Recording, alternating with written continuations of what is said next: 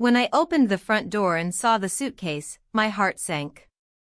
It wasn't just any suitcase, it was the old black one we used only for family trips, the one with the small tear near the handle that I'd always meant to fix but never did. It stood there, quietly, as if it had arrived before its owner. My first thought wasn't panic. It was disbelief. I scanned the hallway, half expecting him to be there, holding it, ready to explain. But the silence told me everything. He was gone. No note. No words. Just that suitcase. And somehow, I already knew why. Not because he confronted me. Not because I confessed. But because silence has its own language, and I had been hearing it grow louder for weeks. My stomach twisted when I remembered the last conversation we had, cold, clipped, full of pauses that felt too heavy. And suddenly, the nights I spent on the balcony, listening to the music from next door, didn't feel so innocent anymore. Especially not after what happened between us. I didn't think it would come to this. I told myself I had everything under control. I told myself that music wasn't a reason to lose a marriage. I told myself a lot of things. But none of them matter now. Because the suitcase said everything I didn't have the courage to say. And maybe it's time I tell you the whole story, the one I tried to keep buried beneath routines and silence. But before I do, tell me, have you ever heard a song that made you feel something you thought was long gone? A feeling so strong, it made you question everything? Leave a comment and tell me where you're watching from. And let me take you back to the beginning, where it all started, with a sound, not a word. I never realized how quiet our house was until the day I heard that music. Not just the silence itself, but the kind that presses against your skin, that wraps around your thoughts and dulls everything you once felt. It had become so familiar that I forgot it wasn't always this way. Our home used to breathe with laughter, with small annoyances, with the noise of two people simply living. Now it echoed with absence of words, of touch, of meaning. He still woke up every morning at 6, still made coffee without sugar, still left his cup by the sink like always. I still folded his shirts the way he liked, even though he rarely noticed. But we hadn't touched, not really touched, in months. His presence was a habit. My responses were automated. We coexisted like furniture. Safe. Predictable. Completely numb. That morning, I had just returned from the store. The same walk, the same bags, the same overly cheerful cashier with fake eyelashes and a voice 2 octaves too high. I remember the exact moment I stepped onto the porch and froze. There it was, soft, deliberate, distant. A guitar. Not a recording. Not a radio. Someone was actually playing. It floated through the air like the smell of something cooking in a house that wasn't yours, warm, strange, uninvited but oddly comforting. I couldn't tell which direction it came from at first. I stood there longer than I should have, bags still hanging from my wrists, until I followed the sound with my eyes and realized it came from next door. I didn't know much about the neighbor. He moved in a few months ago. Lived alone. Sometimes parked a van in front of the house. I assumed he was just another renter passing through. We never spoke. Just a few nods in the driveway, the occasional awkward glance when we brought in groceries at the same time. But that morning, the sound of his guitar changed something in me. It was slow, almost melancholic, but rich with feeling. Not polished. Raw. Like someone was playing their own thoughts out loud. I don't know why, but it made my chest tighten. I stood by the window that afternoon just to listen again. And again the day after that. He always played around the same time. Late mornings, sometimes early evenings. I started timing my errands to be home for it. I told myself I just liked the music. That it was nice to hear something human in this house again. But deep down, I knew it wasn't just that. One day, I brought in the mail a little slower than usual, hoping he'd be outside. He wasn't. But his front window was open, and I could hear the chords clearer. That afternoon, I stayed on the balcony longer than usual, just sitting with a book I didn't read, letting the breeze carry those notes to me like secrets. When my husband came home that evening, he barely looked at me. I asked how his day was. He mumbled something about meetings. I told him dinner would be ready in an hour. He nodded. I watched his back as he disappeared into the bedroom, unbothered, unchanged, uninterested. I felt like a painting he no longer looked at but didn't have the heart to take down. That night, I couldn't sleep. My mind kept looping the melody. I pressed my fingertips together, imagined the feel of strings beneath them. I hadn't touched an instrument in years. Back in college, I played piano. Not well. But I loved how it made me feel. Present. Awake. I missed that feeling. I missed feeling. The next day, I left the house under the pretense of needing fresh air. I walked past his house. Slower than normal. Just as I was about to turn the corner, the door opened. He stepped out, wearing a black t-shirt, guitar case slung over his shoulder. He saw me. We both hesitated. Then he nodded. I nodded back. No words. But the air felt thick with something unspoken. I kept walking. My hands were shaking. My heart thudded louder than it had in months. For what? A glance? A nod? I told myself it was ridiculous. I had a husband. A home. A life. But all I could think about was the way that guitar sounded at sunset. The following afternoon, I found myself on the porch again. Book in hand. Pretending to read. The music started, softer today, slower. As if it knew I was listening. I closed my eyes. I didn't see him, but I could feel him there. Not watching, not invading, just existing, loudly, where my life had become so unbearably quiet. That evening, at dinner, I asked my husband if he remembered our trip to Florence. He looked up, surprised, as if the memory was buried under dust. Sure, he said. Why? No reason, I said. But inside, I was remembering how we used to walk through the streets at night, holding hands, listening to music from open windows. How he used to look at me then, like I mattered. Like I was more than just someone who kept the laundry folded and the fridge full. Now, he barely looked at me. And someone else, someone I didn't even know, was playing the soundtrack to a part of me I thought had died. That night, I stood by the window again. Not for the music. But because it was the only time I felt something other than invisible. The rain that afternoon came suddenly, the kind that drenches you within seconds, without warning or apology. I had just stepped out with the trash, barefoot, holding the bin lid like a makeshift umbrella, when I heard the familiar chords drifting from the narrow passageway between our houses. I paused, uncertain whether to retreat or move forward, but my feet chose for me. They carried me down the path, past the shed, until I saw him, sitting under the small wooden awning that covered his back door, guitar on his lap, a small cup of something steaming beside him. He looked up. Just briefly. Not startled. Not surprised. Just aware. Then his fingers kept moving, slow and intentional.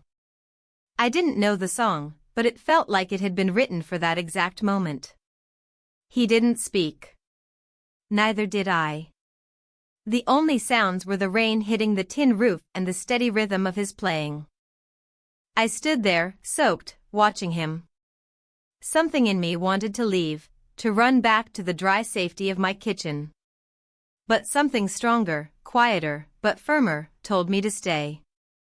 So I stepped under the awning, the smell of wet earth and cedarwood wrapping around us like a second skin. I didn't ask if I could. He didn't offer. It just happened. He slid over a bit, giving me space on the bench, and I sat, careful to keep my dress from clinging too tightly to my legs. My hair dripped onto my shoulders, cold and insistent, but I didn't brush it back. I let it hang, curtain-like, hiding half my face. It gave me the illusion of privacy, even though we were barely a foot apart. He changed the song.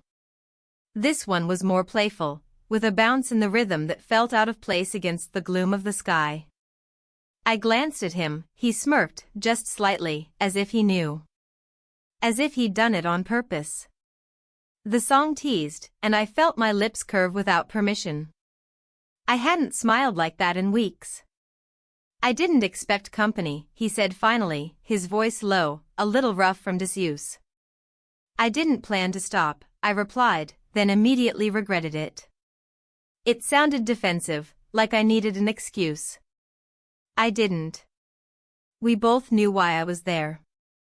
He nodded and went back to playing. The conversation didn't need words. Not yet.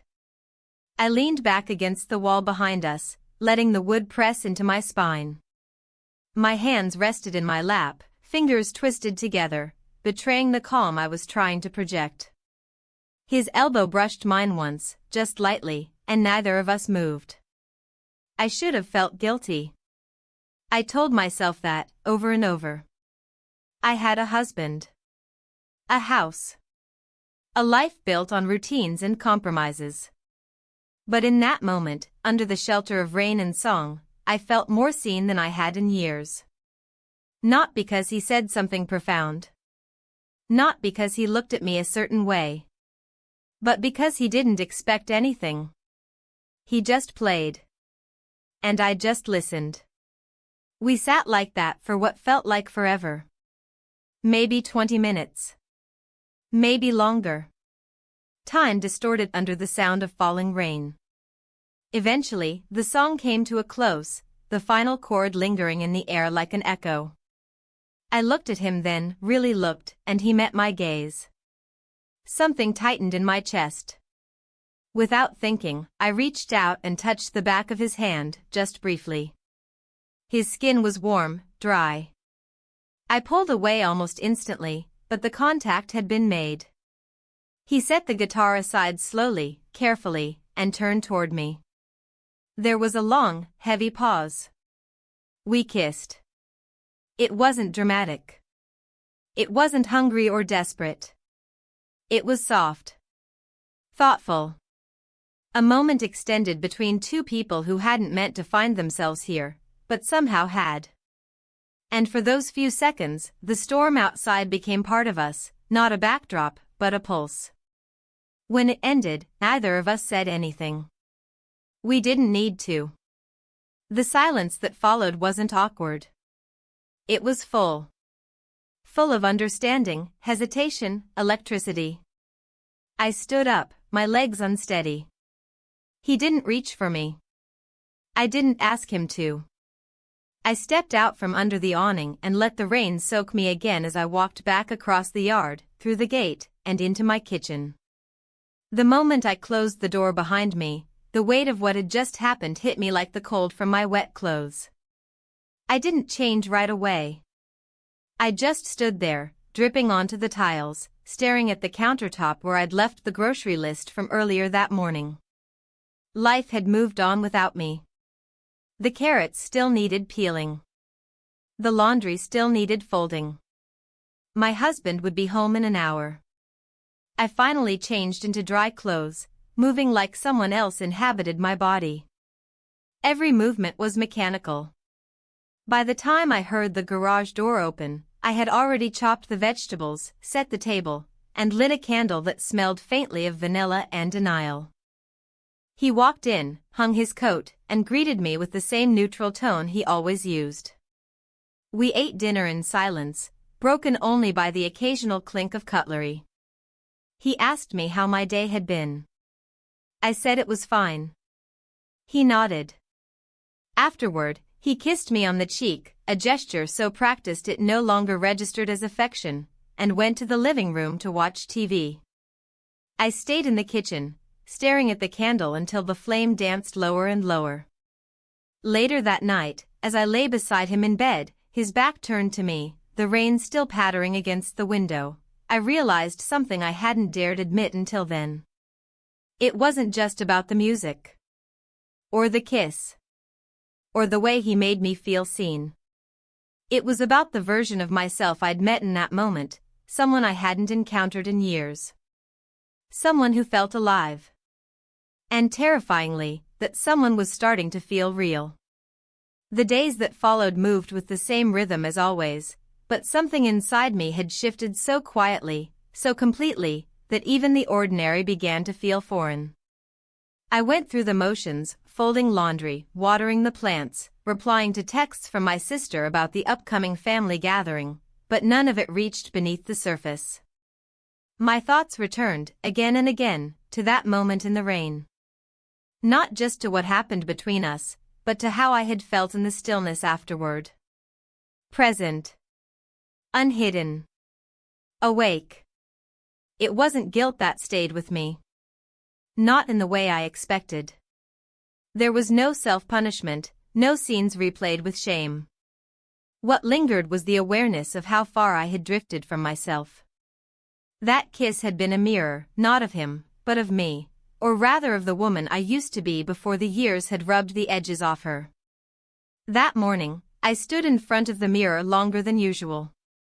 I studied my face, not in the casual way I had grown used to over the years, scanning for flaws, adjusting stray hairs, but with intention.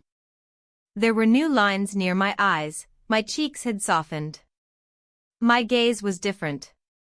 Wiser, maybe. Or wearier. But not gone. I took out a blouse I hadn't worn in ages. It was simple, pale blue with buttons down the front, slightly fitted at the waist. I usually reached for loose, forgiving fabrics, the kind that made you blend in. But today, I chose to be seen, even if only by the walls of my kitchen. When I stepped out to collect the mail, the air was still damp from the rain. The sky was clean, almost too bright, and I squinted as I walked down the driveway. The mailbox was empty. I lingered anyway, pretending to adjust the flowers near the gate. I glanced toward his house, expecting nothing, maybe hoping for something. The window was closed. I turned away and went back inside, feeling a strange twinge of disappointment I couldn't quite explain. It wasn't that I expected him to appear. We hadn't spoken since that day. And still, a part of me had been listening for him, for the low hum of chords floating through the air like a thread pulling me back in. That evening, I suggested to my husband that we eat on the patio. It wasn't something we usually did during the week, but the weather felt too soft to waste indoors. He looked surprised by the idea but agreed without much thought. I set the table, lit a small candle, and placed the wine glasses even though we rarely drank during the week. As we sat under the fading sun, I watched him chew quietly, his eyes fixed on the trees beyond the fence. We talked about mundane things, the electricity bill, his coworkers' upcoming retirement, whether the hydrangeas needed trimming. Our words floated between us like polite strangers, careful not to bump into each other. At one point, I asked him if he remembered the concert we'd gone to years ago in the park. He blinked slowly, as if searching for the memory in a drawer he hadn't opened in years. "The one with the jazz trio?" he asked. "No, the folk singer," I said. "The one with the violinist who played barefoot." He paused, then shook his head. "Maybe," he said, and took another bite of his food. That was the moment it struck me, how many things we had once shared that had quietly fallen through the cracks, like coins lost between cushions. Not with cruelty. Just time. Habit. Distance dressed as routine. After dinner, I stayed outside while he went in to catch the end of the news. I sat with my glass of wine, listening to the night. Crickets. A dog barking in the distance. The hum of a passing car. But no music. I don't know what I expected. A sign, maybe. Something to tell me that what had happened wasn't just a fragment of my imagination. But his house remained dark. Quiet. As if it had always been that way. That night, lying beside my husband again, I felt more restless than usual. I watched the shadows from the trees outside dance along the ceiling. I tried to sleep. I tried not to think about the guitar, the rain, the way his shoulder had felt so close to mine. I told myself it was a moment. Nothing more.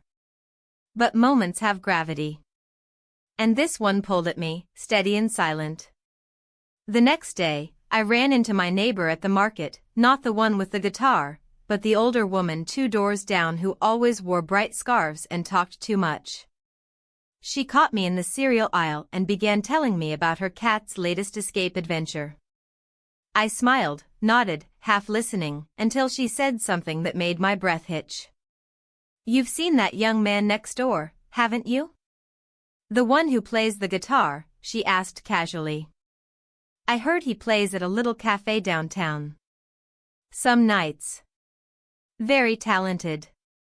I nodded, suddenly aware of how warm my face felt. "I've heard him play a little. From the yard." "Well," she said, leaning closer, "if I were 20 years younger." She winked, laughed, and moved on, her cart squeaking down the aisle. I stood there, pretending to read cereal labels, while my thoughts tumbled. So he played in public. At a cafe. He wasn't some ghostly presence confined to that little yard between our houses. He had a life.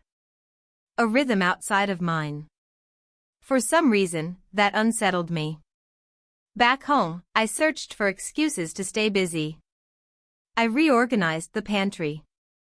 Changed the bedsheets. Cleaned out the fridge. But nothing could keep my mind from wandering. Not back to the kiss, but to the version of myself that had sat beside him, soaked in rain, open in a way I hadn't been in years. That version of me had been curious. Brave. She had leaned in instead of looking away. Late in the afternoon, I sat by the window with a cup of tea and stared across the yard. The curtains at his window were drawn. There was no sound. No sign of him. But in that quiet, I realized something important. It wasn't about him. Not really. It wasn't even about the kiss. It was about the shift inside me, the part that had stirred awake after years of stillness. A part of me wanted more. Not from him necessarily, but from life. From myself. And that thought, more than anything, terrified me. Because wanting meant choosing. And choosing meant risking what I already had, even if what I had felt increasingly like something I was only pretending to hold. The following days unfolded like a familiar page turned too many times.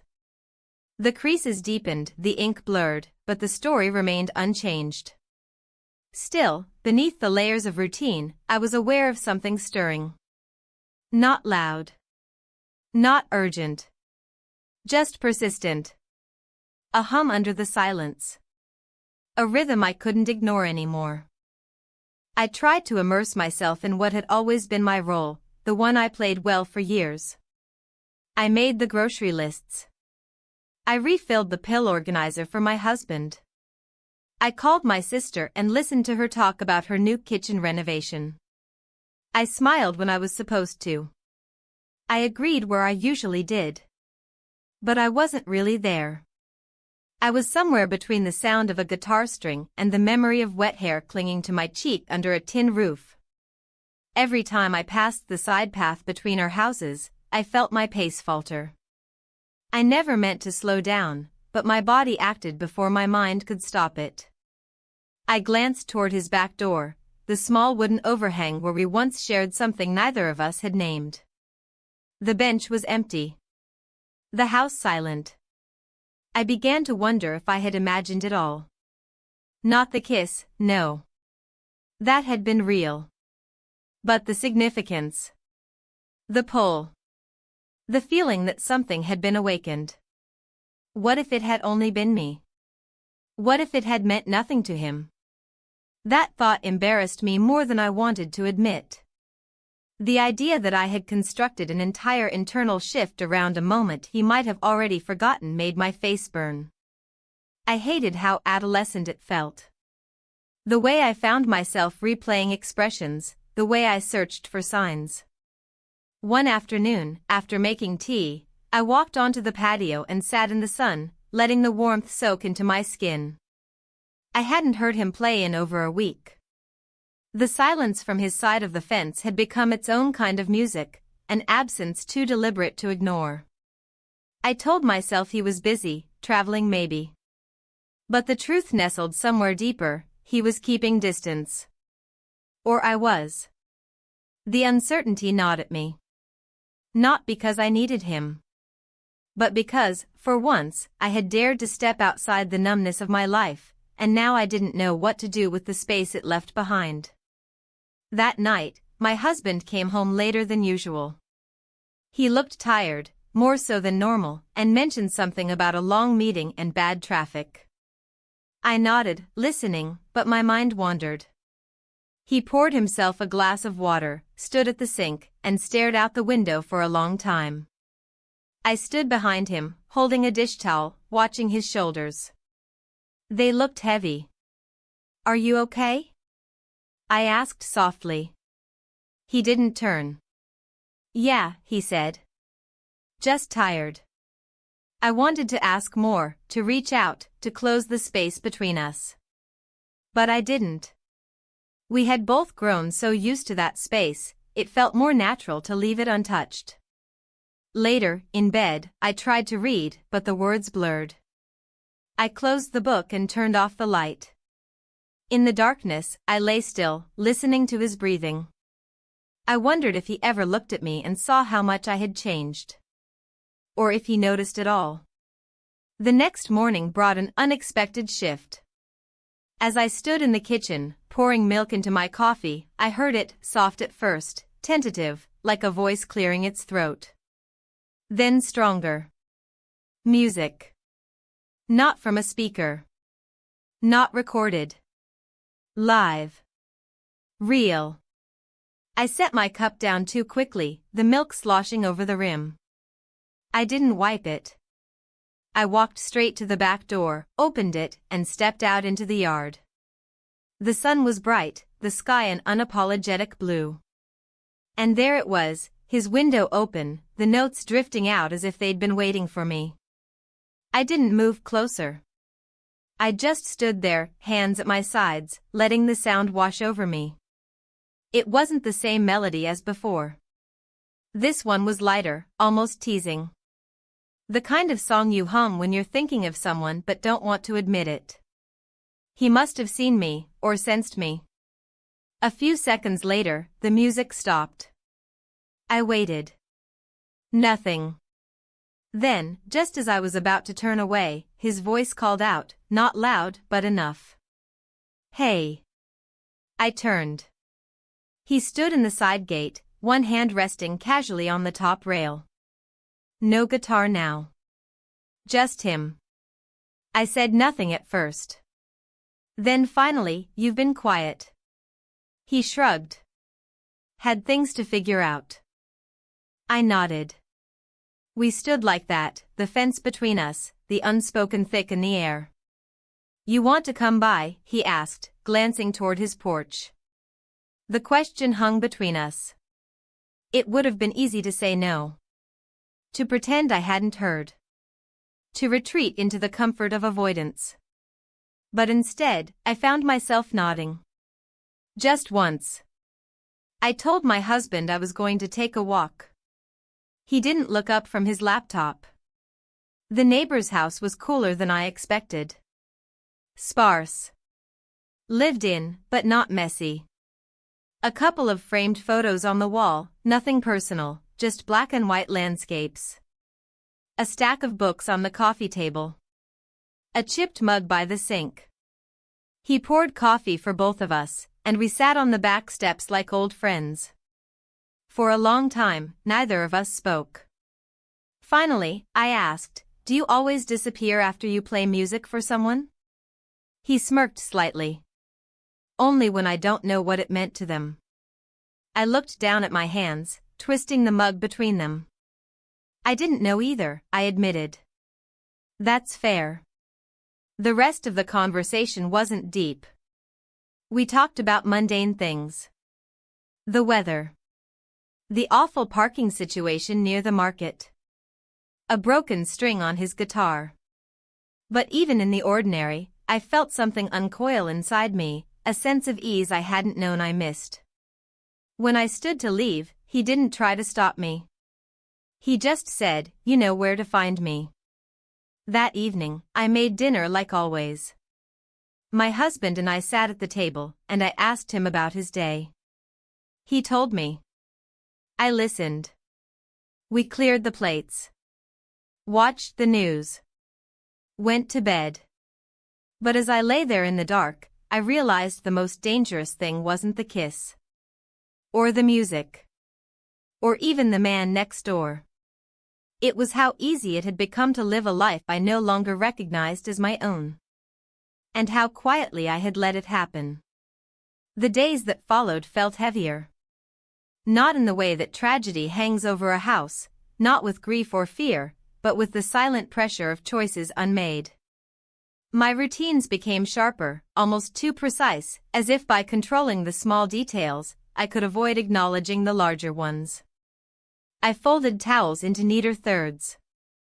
I aligned the cutlery in the drawer so perfectly that opening it felt like disturbing something sacred. I took longer walks than usual, never with a direction in mind, but always finding myself near the side fence. The music returned, not every day, not at the same hour, but enough that I began to sense a pattern, not of habit, but of presence. Sometimes it would start just as I stood on the porch watering the flowers. Other times it would begin when I opened the window above the sink. I never knocked. I never lingered. But the air between us had changed. The silence between songs carried more weight than the chords themselves. I started noticing other things too. My husband, for example, had begun to come home a little later than usual. He didn't offer explanations, and I didn't ask. He wasn't distant in any outward way, he still kissed me on the cheek when he walked through the door, still thanked me when I passed him his plate. But there was a quietness in him I hadn't felt before. A fatigue not tied to work or age, but to something unspoken. Something I feared I might have placed there. One afternoon, as I was wiping down the kitchen counters, I heard a knock at the door. A gentle one, not hurried or assertive. When I opened it, he stood there, a small paper bag in one hand and a cautious expression on his face. "I thought you might like these," he said, holding out the bag. "Just from the bakery. Nothing special." It was so unexpected that I didn't know what to say. I took the bag, nodded, and stepped back without inviting him in. But I didn't close the door either. He lingered on the step, one hand in his pocket, his gaze low. "I've been thinking about that day," he said quietly. "So have I answered, before I could stop myself. He looked up then, and for a moment, neither of us moved. "Can we talk?" he asked. "Somewhere not between fences." I hesitated. Then nodded. I didn't say anything to my husband. I just said I was going out for a bit, and he barely looked up from his tablet. That stung more than I expected. We didn't go far. Just a short drive to a nearby park, the kind with an old walking path and too many squirrels. We found a bench near a little pond, and for a while, we didn't speak. I appreciated that. No pressure to fill the space. No expectation to make sense of anything too quickly. Eventually, he spoke. "I don't want to make things harder for you," he said. "I don't know what this is. I'm not even sure what I want it to be. But I know I look for you in small moments. And I know that when you're not there, things feel off. His words sat with me, delicate and dangerous. I traced the edge of the bench with my finger, staring at the ripples on the water. I've spent a long time being quiet, I said. Not just with my husband. With myself. I stopped asking what I needed. I stopped noticing when I disappeared. He nodded. I think that's why I noticed you. That sentence, so simple, so unadorned, hit deeper than I expected. It wasn't about romance. It wasn't about longing. It was about being seen. And for someone who had learned to live in the shadows of her own life, that was terrifying. We sat a little longer. Then he said, I'll walk you back. The ride home was mostly silent. When he pulled into my driveway, he didn't turn off the engine. Thank you, I said, one hand on the door handle. For what? For not pretending this is something easy. He gave me a small smile. It's not. But it's honest. That night, I couldn't sleep. I lay beside my husband, who snored softly, unaware, untouched by the weight that had settled on my chest. I stared at the ceiling, counting the faint glimmers of light from the street lamps outside. My heart felt loud in the quiet. The next day was Saturday. A day usually reserved for grocery runs, laundry, and pretending not to mind the silence over breakfast. But that morning, he surprised me. Do you want to go out? He asked, buttering his toast without looking at me. I blinked. Out where? I don't know. A drive. Maybe the market. We haven't done that in a while. The words weren't romantic. They weren't even warm. But they were an offering. And I knew it wasn't a coincidence. He knew something had shifted. Maybe not what. But enough. Okay, I said. We drove in silence, the kind that had once been companionable but now felt more like a truce. At the market, he picked out fruit without asking me which I preferred. I let him. When we passed a stand selling records, he picked one up and held it out. Didn't we used to have this one? He asked. I took it from him, looked at the faded cover. We did, I said. You gave it to me for my birthday. He smiled faintly. I'd forgotten. Back home, I helped unload the bags, and he put on the record. It crackled at first, the way old records do. Then the music came through, and it filled the room like a ghost of who we used to be. We didn't talk much that afternoon. But something passed between us. A kind of memory. A kind of question. That evening, I stood outside alone. The sky was a muted gray, heavy with the promise of rain. And then, from the open window next door, I heard it, music. Again. A different melody this time. Slower. Softer. I walked toward the sound, drawn like a moth to a low flame. He was sitting on the back porch, guitar in hand. When he saw me, he didn't stop playing. But his eyes followed me as I approached. I sat down beside him. Close enough to feel the vibration of the strings. The rain started slowly, thin drops tapping at the wood. He looked at me. We kissed. And just like that, the rain forgot how to fall in silence. The kiss should have clarified something. At least, that's what I expected. I thought it would define a boundary crossed, a choice made, or a feeling confirmed. But instead, it blurred the lines even further. I walked home in the drizzle, heart pounding against ribs that suddenly felt too narrow for my body, and all I could feel was a spinning ache, not from guilt, not even from joy, but from the simple, terrifying realization that I didn't know what to do next. Inside, the house was warm and quiet. My husband had already gone to bed, his side of the mattress curved from years of habit. I stood in the hallway for a long time, coat still wet, keys still in hand, before I moved. I didn't wash my face or brush my hair. I simply changed into my nightclothes and crawled under the covers without a word. He stirred briefly, half asleep, muttered something I didn't catch. I responded with a vague hum, and he rolled back into sleep, unaware, or pretending to be, of the storm unfolding inside the woman inches from him. The next morning, I woke early.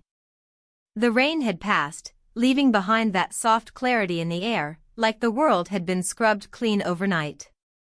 I made coffee quietly and sat by the kitchen window, watching droplets slide down the glass, feeling like something in me should be breaking but wasn't.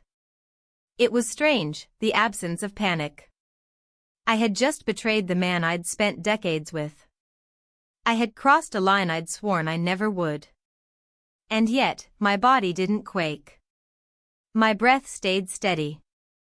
The guilt I expected to rush in like a tide came slow, uncertain, as though even it wasn't sure where to land. Later that morning, I found myself cleaning with an energy I hadn't felt in years. Not because I needed to, but because I didn't know what else to do. I scrubbed behind the stove, wiped baseboards, emptied drawers that hadn't been touched in months. I needed movement, something to anchor me, to keep me from floating away into questions I couldn't answer. As I pulled old napkins and mismatched coasters from the junk drawer, I found a letter. Not a new one, something folded, creased at the corners. I recognized the handwriting immediately. Mine. It was a note I had written to my husband years ago, probably tucked in his suitcase for one of his work trips. Simple. Loving. Hopeful. A version of myself I hardly remembered. I stared at it for a long time, then folded it again and slid it back into the drawer. By late afternoon, I still hadn't heard music from next door. I wasn't sure if I wanted to. I had no idea what to say if I saw him again. There were no rules for this kind of thing. No path. No script. Just choices, all of them uncertain, and all of them capable of undoing the fragile fabric of the life I had sewn together thread by thread. Around 6, my husband walked through the door carrying a small bag from the bakery. Thought I'd bring something sweet, he said, setting it on the counter. It wasn't much, just a few pastries and a paper cup of coffee, but the gesture stopped me. Not because it was grand, but because it reminded me that he, too, was trying in his own quiet, clumsy way. Thank you, I said, managing a small smile. He looked tired. There were new lines around his eyes I hadn't noticed before. Or maybe I just hadn't looked. He sat at the table, sipping slowly, as if unsure whether he was welcome in his own kitchen. I sat across from him. The silence between us felt less like distance and more like two people holding something fragile between them, afraid to move too suddenly. After a few minutes, he said, "You've seemed distracted lately." It wasn't an accusation. Not even quite a question. Just a statement, gently placed on the table like an unopened envelope. I nodded. I suppose I have. He didn't press. He just looked down at his hands, rubbing his thumb over a callus on his palm. The same way he used to when we were younger and nervous. I think I've been distracted too, he said. For a long time. There it was. The admission I hadn't expected. I didn't respond. I wasn't sure what to say.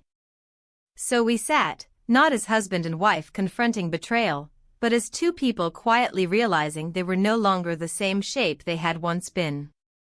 That night, I didn't sleep well. My mind looped through questions, what I owed, what I felt, what came next. I thought about the man next door, the sound of his guitar, the way he looked at me like I wasn't just a role, but a whole person with unspoken parts. I thought about my husband, his fatigue, the quiet yearning behind his eyes. I thought about myself, not the woman they saw, but the one I was still trying to remember how to be. The next day, I didn't go to the window.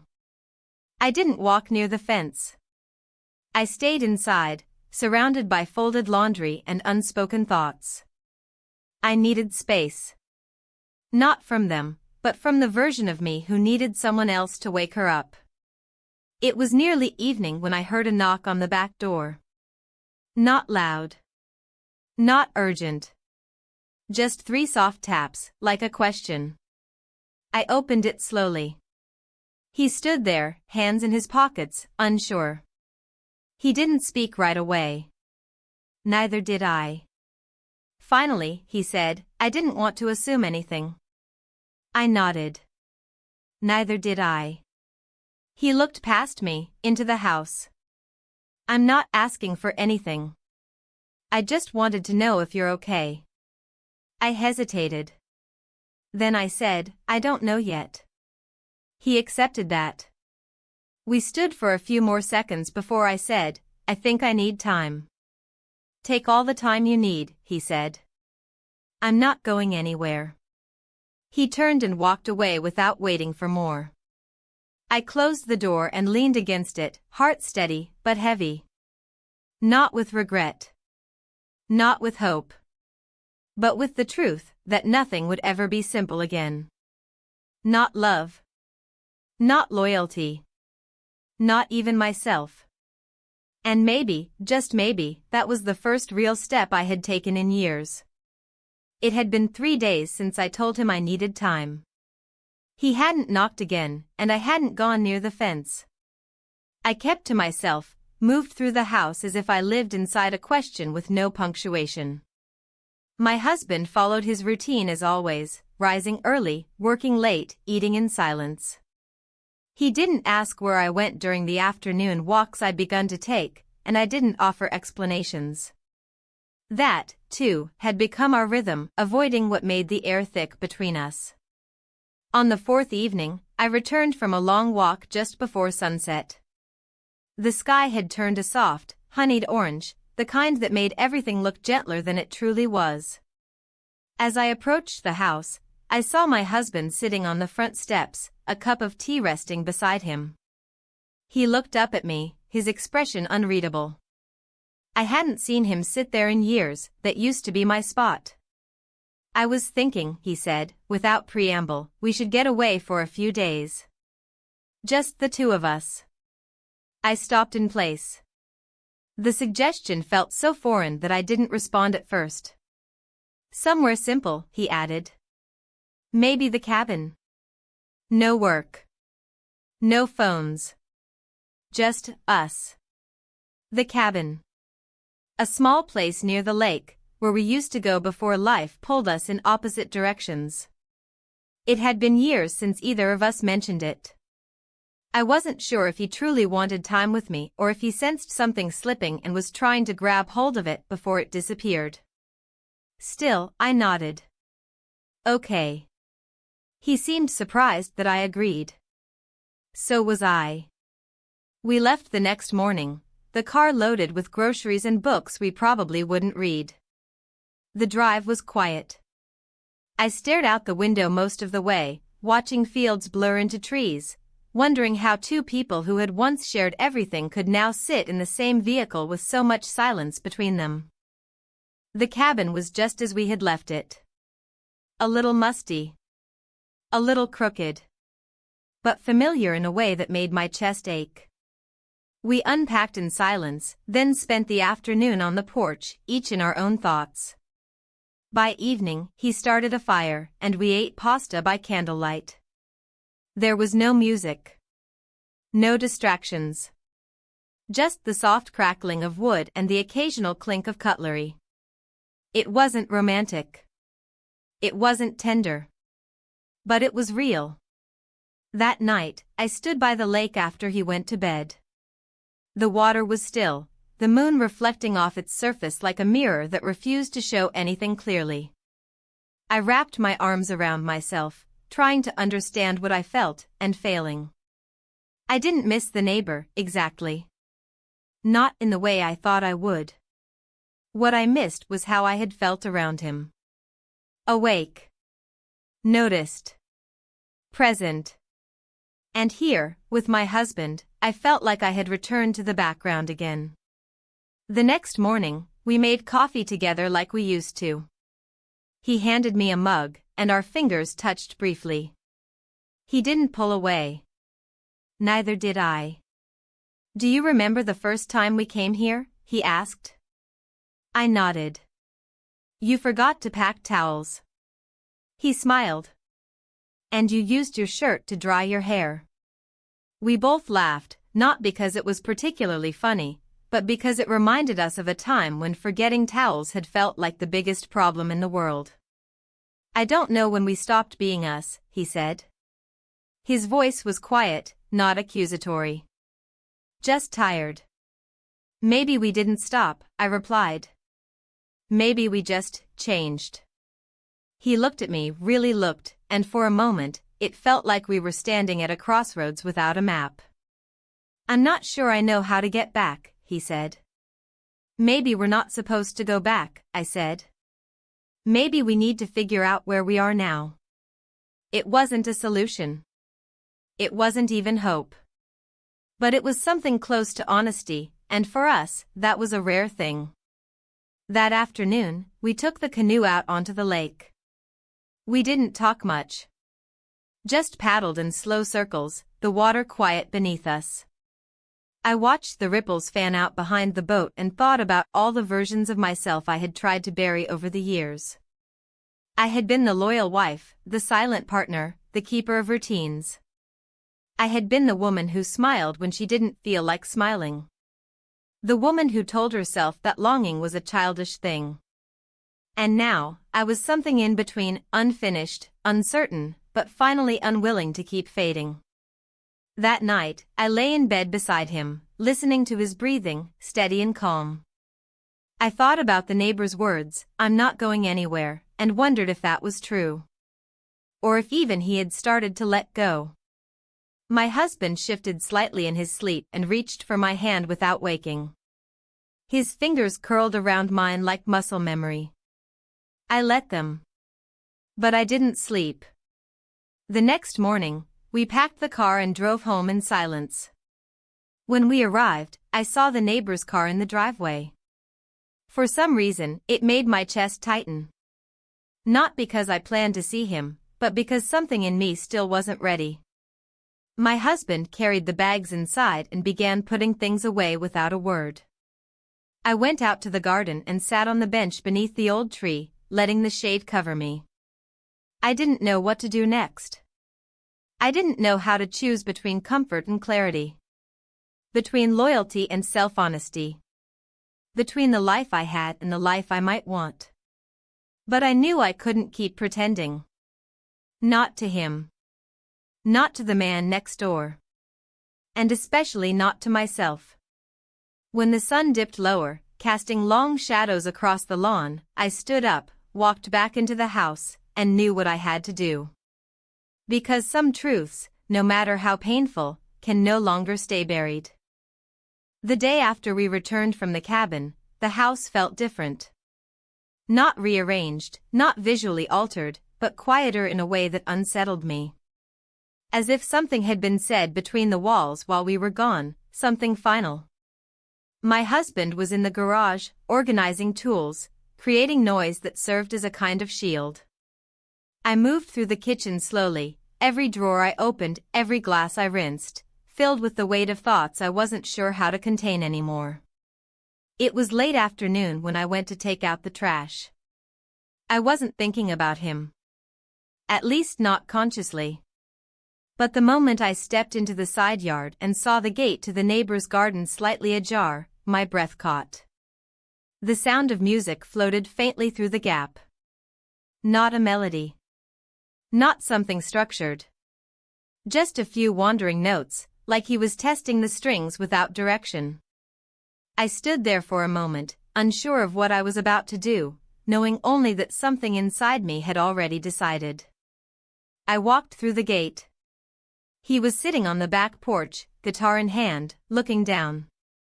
He didn't see me right away. I took a few slow steps forward and stopped when the gravel under my shoe made a sound.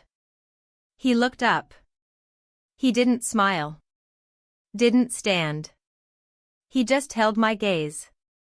And in that gaze, I saw everything I had been trying to deny. The questions. The restraint.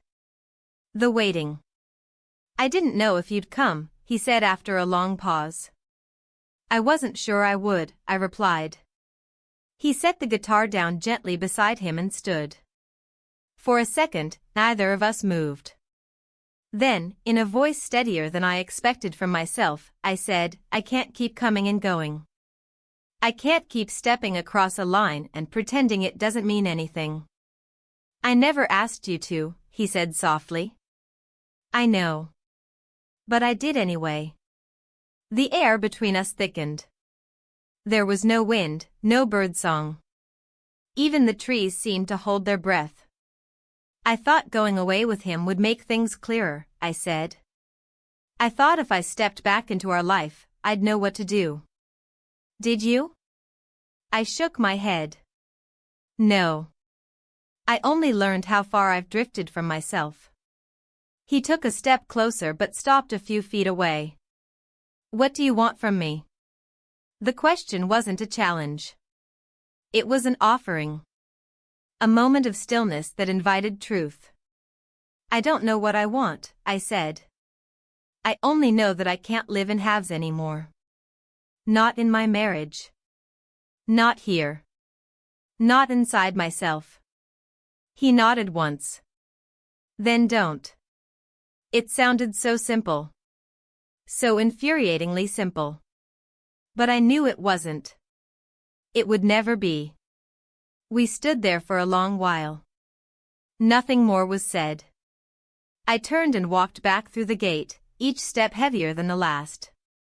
That evening, as I prepared dinner, my husband entered the kitchen and leaned against the doorway. I didn't turn around. I heard the sound of his breath before he spoke. "You were with him." It wasn't a question. I paused, then said, "I was." A silence followed, but this one was filled with something unmistakable. Not rage. Not disbelief. Something quieter. Sadder. "How long?" "Not long," I said. "But longer than it should have been." He stepped further into the room. "Are you leaving me?" I turned to face him. He looked older than he had a week ago. Or maybe I was finally seeing him as he truly was, not as the man I had memorized over years of routine, but as the man who had been sitting in front of me all along. "I don't know," I answered. "I don't want to hurt you. But I also don't want to disappear." "I think we've both been disappearing," he said. "For a long time." There was no argument. No accusation. Just two people standing in the wreckage of a shared life, trying to figure out if anything could still be built from it. He didn't storm out. He didn't beg. He just nodded, walked to the cupboard, poured himself a glass of water, and left the room. I finished making dinner, though I wasn't hungry. The table remained set for two, but only I sat down. I picked at the food, trying to swallow past the knot in my throat.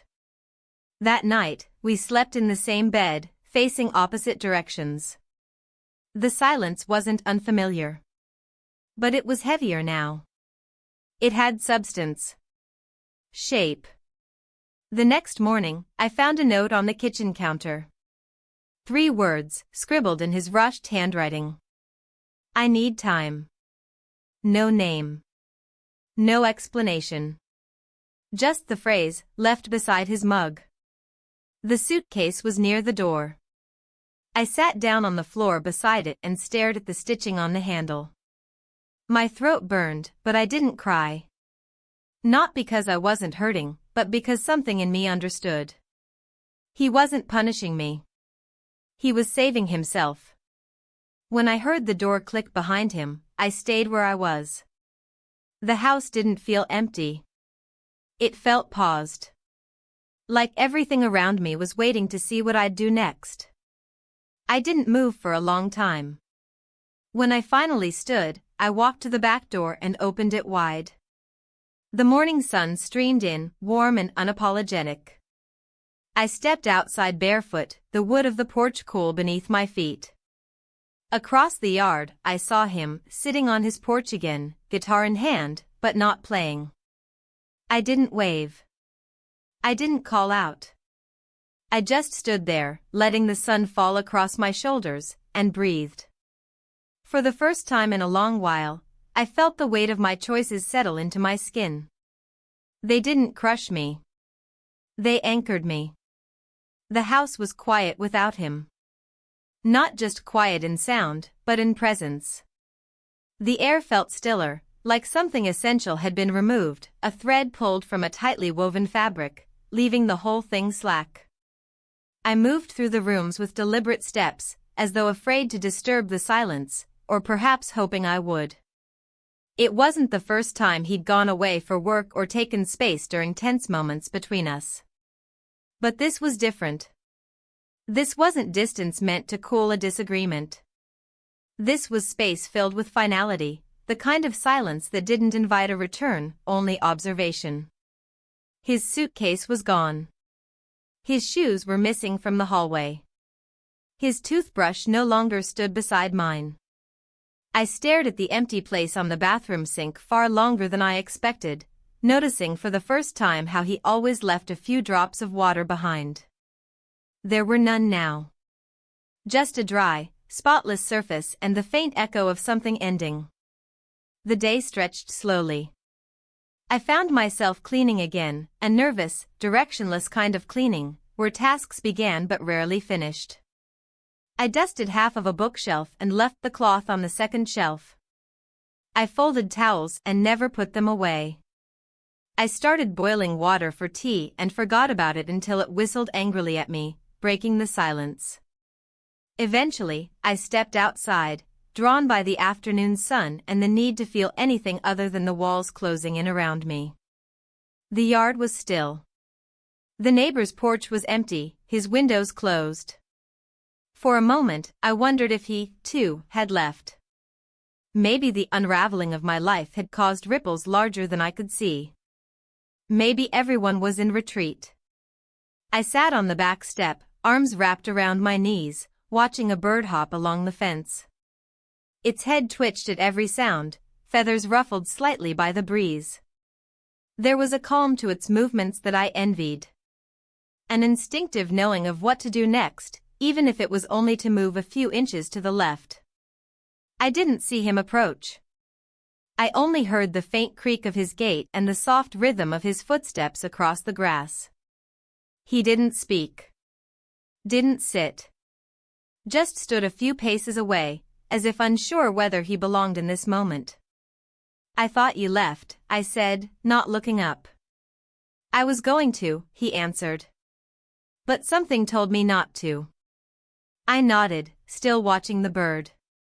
"He's gone." A long pause followed. "I figured," he said. "I saw his car pull out yesterday morning." The admission sat between us, not with judgment but with quiet acknowledgement. "I didn't ask him to leave," I said. "I didn't think you did." Another silence. Then, slowly, he stepped closer and sat on the edge of the porch, a few feet away. Close, but not intrusive. The space between us remained, but it no longer felt like a wall. "I don't know what happens now," I said, voice barely above a whisper. "You don't have to." I finally turned to face him. His expression was calm, but I saw the same uncertainty I carried. Neither of us knew what came next. But for the first time, that felt like something we shared, not something we had to solve. We sat there for a long time, saying nothing. The sun dipped lower, casting golden streaks across the fence. The bird had flown away. The shadows lengthened. Eventually, he stood. "I'll be around," he said, not quite a question, not quite a promise. I nodded. "I know." He left the same way he came, quietly, gently, without expectation. That night, I wandered the house like it was someone else's. I opened closets without reason, stood at windows I hadn't looked through in years. I found an old photo album tucked in the back of the linen cupboard. I carried it to the kitchen and flipped through it slowly, each page a reminder of lives once lived fully. There were pictures from the early years of weddings, birthdays, road trips filled with awkward smiles and overexposed skies. I paused at one photo of my husband and me sitting on a park bench, shoulders touching, his hand resting on mine. We looked younger, but more than that, we looked connected. Present. Somewhere along the way, we had lost that. Not in one sudden moment, but through hundreds of small omissions. A forgotten question here. A missed glance there. The silence we let grow between us had become a place where love used to live. I closed the album and sat with my head resting against the table, unsure whether I was mourning him, us, or the part of me I had hidden to make our life easier. The next morning, I woke early. The sun had barely risen. I dressed slowly and went out for a walk before the neighborhood stirred. The streets were empty, bathed in soft light. Every house looked the same, but somehow I felt like a stranger among them, no longer the woman who moved in years ago, but someone untethered, searching. By the time I returned, the neighbor was out front, watering a small cluster of plants along his porch. He glanced up as I passed. "Morning," he said. I stopped. "Morning." There was a beat of hesitation, then he asked, "Do you want coffee?" The invitation was simple. Unweighted. Not a step forward or backward, just an offering of presence. I nodded. Inside his home, the air was warm and smelled faintly of wood and something herbal. He moved easily through the kitchen, filling the silence with small sounds, the clink of a spoon, the hiss of water heating. I stood by the window, hands clasped, unsure if I was ready to be anywhere, even here. He handed me a cup, and we sat across from each other at the small table near the window. "I've never been good at waiting," he said after a moment. "But I think this time, I'm willing to try." I didn't reply. Instead, I took a sip of coffee, letting the warmth move through me slowly. Because maybe that was enough. Not answers. Not decisions. Just the willingness to sit in the middle of not knowing, and let the world unfold one honest moment at a time. Some stories don't end with a grand gesture. Not with a suitcase packed in haste, or with a confession shouted in the rain. Some endings arrive quietly, not with a crash, but with a hush. They sit beside you in the early morning light, in the stillness of a room you've cleaned too many times, in the way the air shifts when a door closes softly behind someone who's not coming back. That morning, I stood in the kitchen and poured coffee for one. I didn't look toward the hallway, didn't wait for footsteps. I had finally accepted the silence. Not as punishment. Not even as absence. But as truth. The day unfolded with no plans. I watered the plants, dusted the bookshelves, changed the sheets. Simple tasks, each one a small attempt to reclaim a rhythm of my own. The neighbor's house remained quiet, his blinds still drawn. I didn't expect him to appear. We had shared coffee. That was enough. For now. Sometime in the late afternoon, I sat outside on the back step, my fingers curled around a warm mug, the steam rising in lazy spirals. The garden around me buzzed with life I had never really noticed before, bees shifting between blooms, a spider mending its web in the corner of the railing, the rustle of wind nudging leaves in patient conversation. I realized then how much of my life I had spent indoors, not just physically, but emotionally. I had lived so long by the rules of routine, of roles I'd memorized, expectations I'd folded myself into, that I had stopped noticing what was blooming or dying in me. I had been performing a life, and only recently had I begun living one. My phone vibrated in my pocket. A message from my sister. Just a photo of her kids, a caption that read, "Miss you. Call soon." I stared at it for a while. Her life seemed so full, so noisy and bright. I wondered what she would say if I told her everything. I wondered if I ever would. The sun had dipped low by the time I finally stood up. I walked back into the kitchen and began making dinner, not because I was hungry, but because I wanted the smell of garlic and thyme to fill the air. I set the table for one, placed a napkin beside my plate out of habit, then tucked it away. One setting was enough. As I ate, I found my eyes drifting to the empty chair across from me. I didn't imagine him there. I didn't fill the space with memory or hope. I simply let it be empty. After dinner, I washed the dishes slowly, the sound of running water soothing in its own way. The faucet squeaked as I turned it off, and I dried my hands with a towel that had once belonged to my mother, soft at the edges, faded from years of use. In the living room, I opened the windows. The air carried the faint sound of a dog barking a few houses away, the low murmur of someone mowing a lawn in the distance. I sat on the sofa and let the quiet wrap around me like a blanket. It was in that stillness that I felt it, a shift. Not dramatic. Not life-changing. Just a breath of peace. Not the kind that comes from resolution, but the kind that arrives when you stop resisting what is. I thought about everything that had brought me here, the evenings at the window, the music drifting through the walls, the conversations never had with the man I married, the unexpected connection with the man next door. I thought about the versions of myself I had tried on and discarded over the years. The woman who always said yes. The woman who waited for permission. The woman who folded her feelings like laundry. I wasn't that woman anymore. Later that evening, I heard movement outside. A door closing, footsteps on gravel. I didn't rush to the window. I didn't open the back door. I simply let the sound pass, like a wave receding from shore. When the knock came, it was soft. Measured. I knew before I opened the door who it was. He stood there, hands in his pockets, shoulders relaxed but tentative. "I just wanted to see how you were," he said. I stepped aside and let him in. We didn't talk much. He sat in the chair near the window while I made tea. I passed him a mug, and we sipped in silence. There was no tension.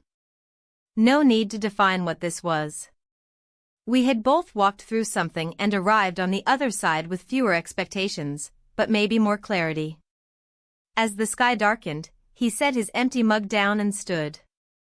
"I'm glad you're okay," he said. "I will be," I replied. "Eventually." He nodded. "If you ever want to talk, or just sit in silence again, you know where to find me." I smiled, just a little. "I do." He left without another word, and I closed the door gently behind him. I stood there for a moment, hand still resting on the doorknob, then turned and walked to the living room. The air felt different now, not heavier, not lighter, but balanced. That night, I climbed into bed and didn't feel the need to check my phone. I didn't reach for a book to distract me. I lay there, eyes closed, heart quiet, and let the stillness take me. I knew tomorrow wouldn't bring clarity or closure. There were no easy answers waiting. No sudden return to what once was. But I had begun to live again, not for anyone else, not for a role, not for an idea of what life was supposed to look like. I was living for the sound of my own breath in the dark, the taste of coffee in the morning, the way sunlight touched the floor at noon. And in that quiet, I finally felt free.